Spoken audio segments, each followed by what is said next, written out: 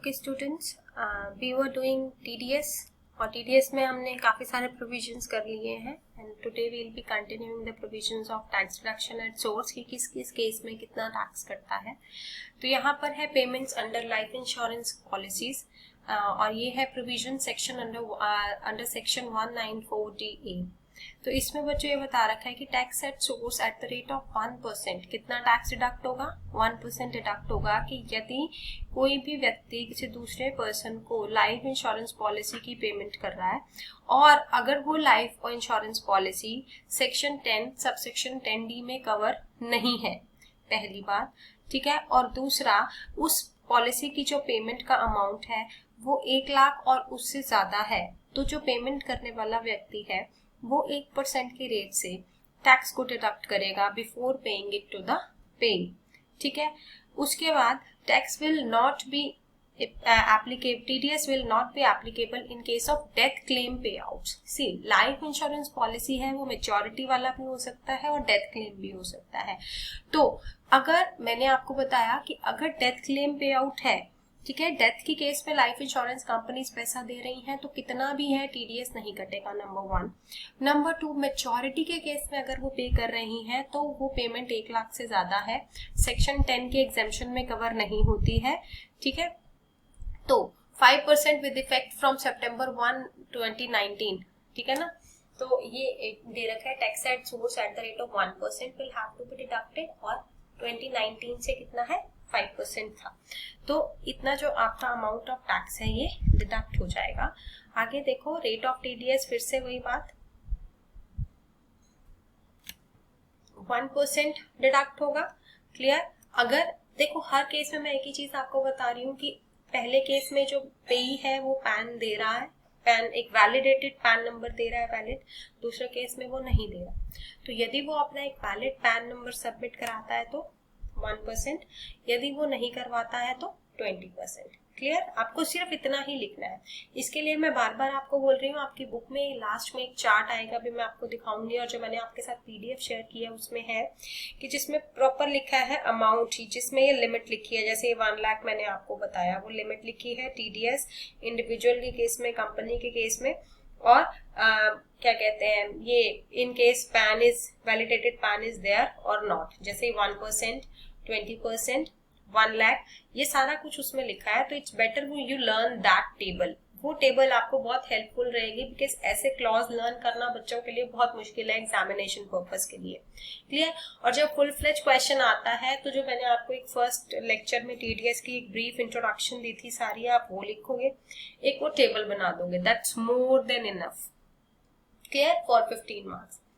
Next is payments to non resident sportsman और sports association. तो यदि इंडिया में कोई भी पर्सन जो है पेमेंट कर रहा है किसी स्पोर्ट्समैन को और स्पोर्ट्स एसोसिएशन को, और वो स्पोर्ट्समैन और स्पोर्ट्स एसोसिएशन जो है वो रेजिडेंट नहीं है, वो कौन है? नॉन रेजिडेंट है। अभी तक हमने जितने भी पढ़े वो सारे रेजिडेंट थे, ठीक है। तो यदि कोई भी एथलीट है, कोई भी नॉन रेजिडेंट स्पोर्टमैन है जो कि इंडिया का सिटीजन नहीं है, ठीक है, उसको कोई भी पेमेंट मिल रही है अंडर सेक्शन 115 BBA में, तो इनकम टैक्स में जो उसका रूल, इनकम टैक्स लॉ के अकॉर्डिंग टीडीएस डिडक्ट होगा, ठीक है।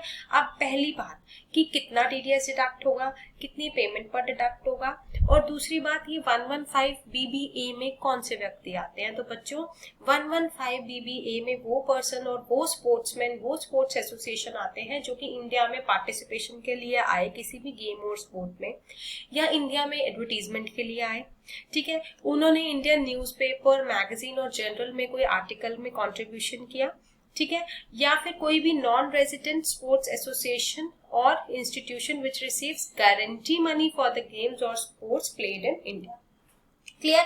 तो ये सारी इनकम, जो ये सारे नॉन रेजिडेंट पर्सन इन सारे कामों के लिए इंडिया में आए और उन्होंने इनकम अर्न की, ठीक है, तो उनकी इनकम पर टीडीएस डिडक्ट होगा।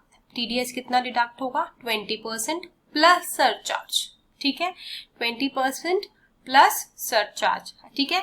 अब वो सरचार्ज क्या है? इफ एनी, जो भी सरचार्ज अप्लाई होगा, जितना भी उनकी टैक्स की स्लैब के अकॉर्डिंग वो चीज डिटरमाइन होगी, और plus health and education cess at the rate of 4% with for assessment year 2021। Clear है।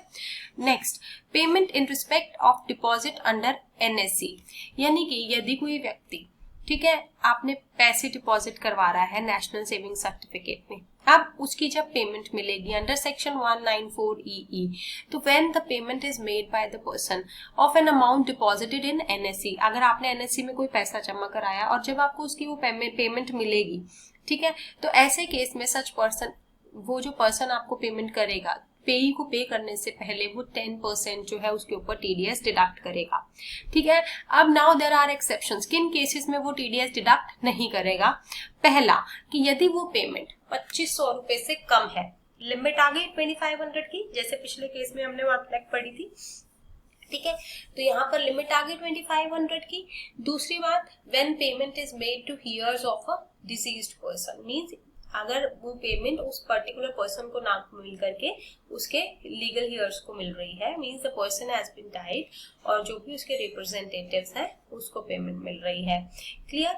और जहां पर रेजिडेंट इंडिविजुअल के केस में वो कह रहा है कि उसकी जो टोटल इनकम है वो टैक्सेबल लिमिट्स में नहीं आती है। See, where in case of a resident individual no tax is payable if tax on estimated total income of the previous year including such withdrawal would be nil, कि उसकी income taxable limits में नहीं आ रही है, including ये NSC की payment मिला के, तो जब उसका टैक्स बनता ही नहीं है तो उसके ऊपर TDS भी डिडक्ट नहीं होगा। And a declaration by him is furnished to the effect in the form 15I and verified in the prescribed manner by the person responsible for the such payment. ठीक है, तो उस केस में वो declaration देगा और उस पेमेंट की वेरिफिकेशन करेगा कि why the TDS has not been deducted by such person.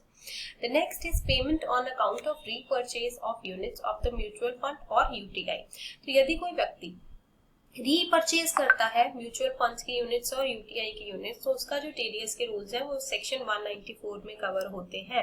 तो उस केस में जो टैक्स कितना TDS डिडक्ट होता है बच्चों, 20%, और किस वक्त होता है, at the time of making payment of the amount referred to in section 80CC(b) to any person.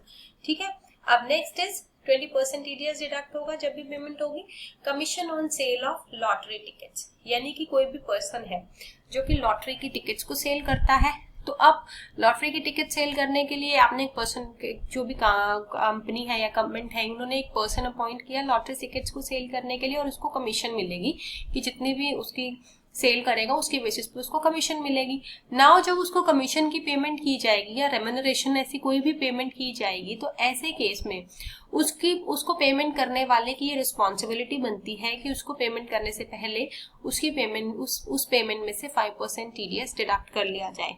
लेकिन वो जो 5% TDS है वो सिर्फ तभी डिडक्ट होगा कि अगर उसकी कमीशन की पेमेंट जो है वो 15,000 से कम, 15,000 से ज्यादा है। यदि वो पेमेंट 15,000 या 15,000 से कम है तो उसके ऊपर कोई भी TDS डिडक्ट नहीं होगा। क्लियर। और उस केस में फिर वही डिक्लेरेशन जाएगी फॉर्म 13D में। ठीक है, यहाँ पर देखो, further assessee can make an application in form 13D to the assessing officer who shall after satisfying himself issue a certificate that the total income of the person who is or has been stocking, distributing, purchasing or selling lottery tickets justifies that deduction of tax at lower rate or no deduction of tax at all.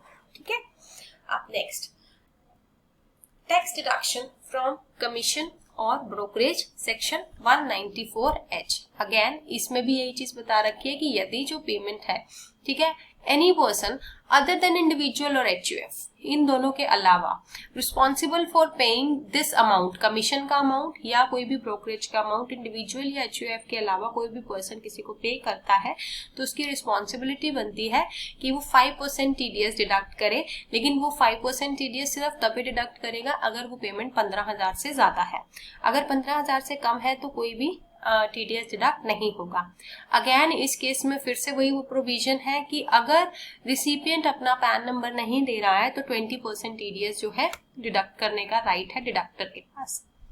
Next is payment of rent. Payment of rent में क्या है बच्चों, any person not being an individual कोई भी व्यक्ति, लेकिन वो individual और HUF नहीं होना चाहिए, other than individual and HUF subjected to tax audit under section 44AB, इनको छोड़ के। तो यदि कोई भी व्यक्ति दूसरे व्यक्ति को रेंट पे कर रहा है तो उस केस में उसकी रिस्पॉन्सिबिलिटी बनती है कि वो TDS डिडक्ट करे, ठीक है। अब वो TDS कब डिडक्ट करेगा? If the aggregate of such payment exceeds 2,40,000 during a financial year, कि वो जो रेंट की पेमेंट है एक पर्टिकुलर साल की 2,40,000 से ज्यादा है तो ही क्या है TDS डिडक्ट करेगा टैक्स डिडक्टर, अदरवाइज नहीं करेगा, पहली बात। अब बात यह है कि वो किस केस में कितना टैक्स डिडक्ट होगा। देखो TDS के रेट्स है 2% for the use of any machinery, plant and equipment. Plant equipment और मशीनरी के केस में कितना रेट है बच्चों? 2%। 10% for use of any land building including factory building, land appurtenant thereto a building including factory building, furniture और fittings, ठीक है। यानी कि फर्नीचर, फिटिंग्स, उसके केस में लैंड एंड बिल्डिंग और land appurtenant to a building, इन सब केसेस में क्या रेट है? 10%। और अगर पैन वैलिडेटेड नहीं है, फिर से देखो तो क्या रेट है? 20%। ये रेट सब में सेम है।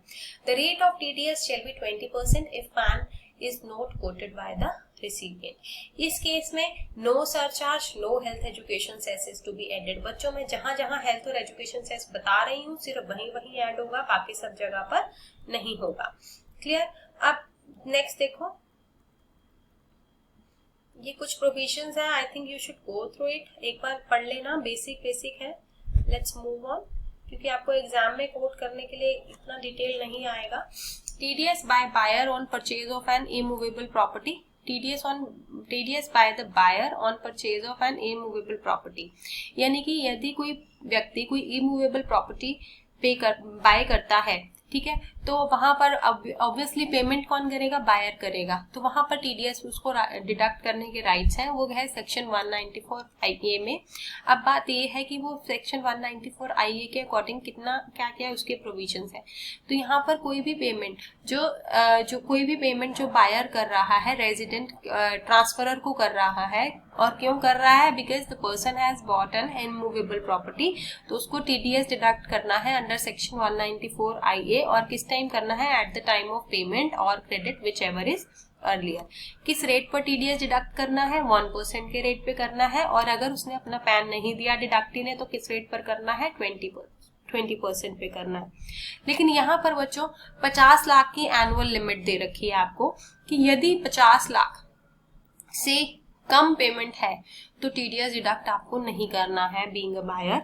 अगर वो जो प्रॉपर्टी आप बाय कर रहे हो वो 50 लाख से ज्यादा है तो ही आपको TDS डिडक्ट करना है।